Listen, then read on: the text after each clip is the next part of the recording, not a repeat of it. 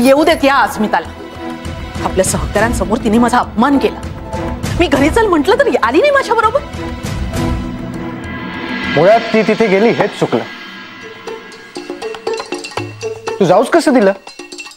नाही मला सांग आजी, एंगेजमेंट सारख्या ठिकाणी कोणी हेरगिरी करतं का? हा अरे एंगेजमेंट तिच्या मैत्रिणीच्या मुलीची होती म्हणून आणूनच जायला सांगितलं तिला. म्हणून काय झालं?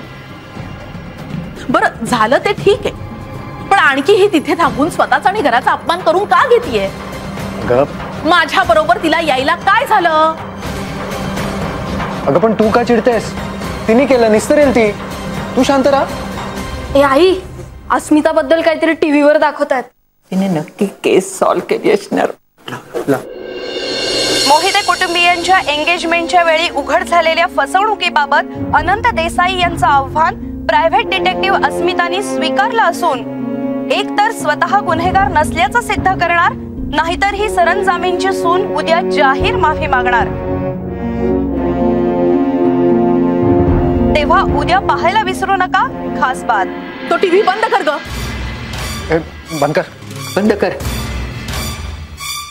तुझ्या चॅनल समोर जाहीर माफी मागून अस्मिता स्वतःची आणि घराण्याची इज्जत धुळीला मिळवणार आहे. आई आला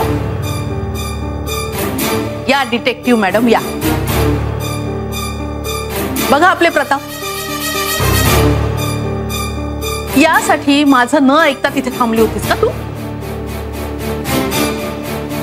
अनु, आले आले तिच्यावर काय ओरडतेस? मग काय करू? तिची आरती ओवाळू की दृष्ट काढू? कौतुक करते म्हणून डोक्यावरच बसत चालली आहे ही. आई तुम्ही प्लीज जरा शांत होता का? आमचा तपास असून चालू आहे. साखरपुडा मुंड्यावर कसला डोंगल्याचा तपास करतेस तू? आई एक मिनिट.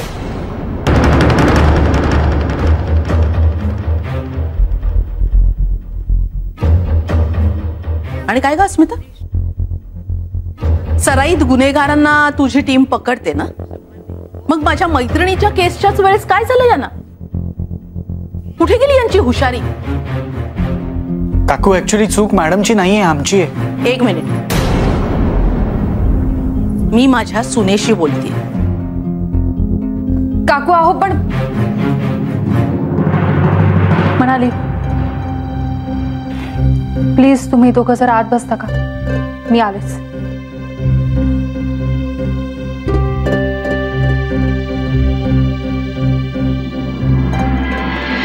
तू जा ना, तू का थांबलीस इथे आता?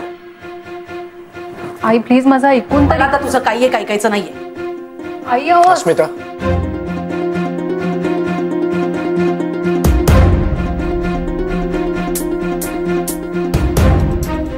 आज जा.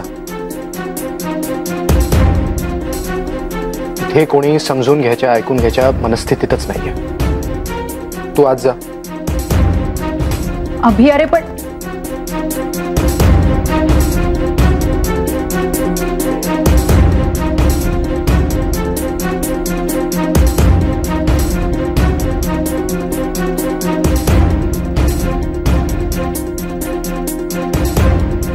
अनु,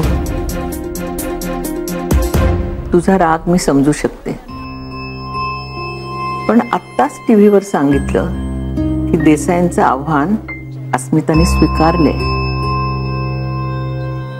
आता विचार कर, जर अस्मिता तुझ्या बरोबर परत आली असती तर सरंजामांची सून आव्हानाला घाबरून पळाली असं सांगितलं असतं ना टीव्हीवर?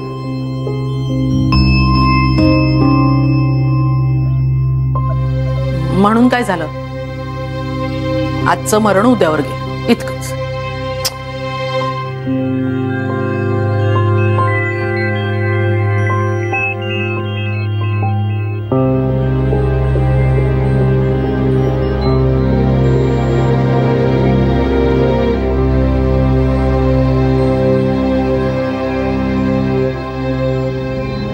आई,